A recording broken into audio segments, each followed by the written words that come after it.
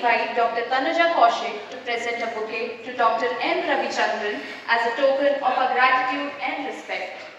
Experience spanning academia and industry makes him the perfect guide for today's thoughtful deliberations. Please join me in giving a very warm welcome to Dr. Abhay Singh. Thank you so much for the introduction.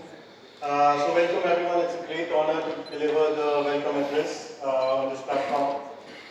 This event, this particular conference, the 48th edition, is actually a very historic one.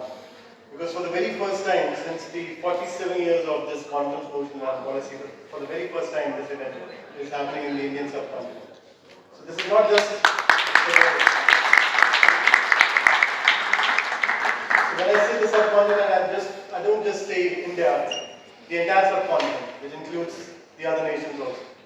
So the very first time this event, this conference is happening in this part of the world, which is truly a pleasure for us to host this. That has been tremendous actually. So I thank all the collaborators, particularly the World Maritime University and the US Naval War College for making this possible.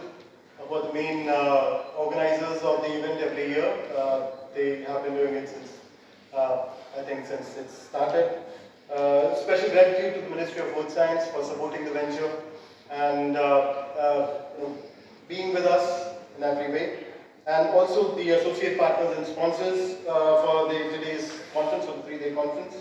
The Korea Maritime Institute, the Japan Institute for International Affairs, the Center for Climate Change, Law and Governance at the University of Copenhagen, the IMO International Maritime Law Institute, the Norwegian Center for the Law of the Sea, and the National University of Singapore Center for International Law, DIRCOM, and the National Maritime Foundation. Thank you so much everyone for your support and for making this particular venture, the 3-day conference, a reality. This year conference focuses on a very unique area. We have been studying and reading all about the third world approach on international law. But this year, in this conference, we give the developing world approach for the ocean governance perspective on the Indian Ocean rim.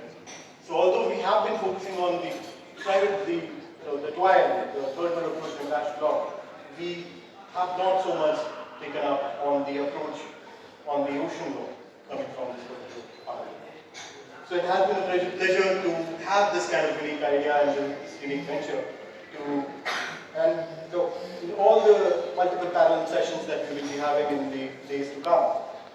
The main idea is the approach of this Indian Ocean region and how this particular region impacts the global economy. So throughout the multiple sessions, there will be deliberation on tackling the triple planetary crisis on biodiversity, climate change, pollution in the Indian Ocean region. We will be talking on the concerns of the small and developing states, making it very crucial, specifically in the line of the recent ICJ and the loss judgment.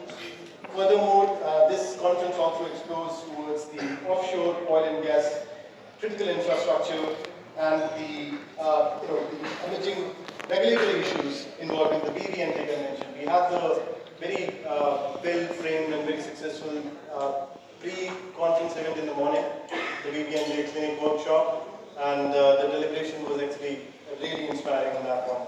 So I look forward to the similar talks during the entire OD of the panels. So this panel doesn't stick to that. It also looks into the seabed mining issues, the environmental security issues, the AI issues, fisheries, food, and the maritime boundaries and the international maritime dispute pertaining to maritime delimitation. And every single country in the world have this maritime delimitation issue with one another.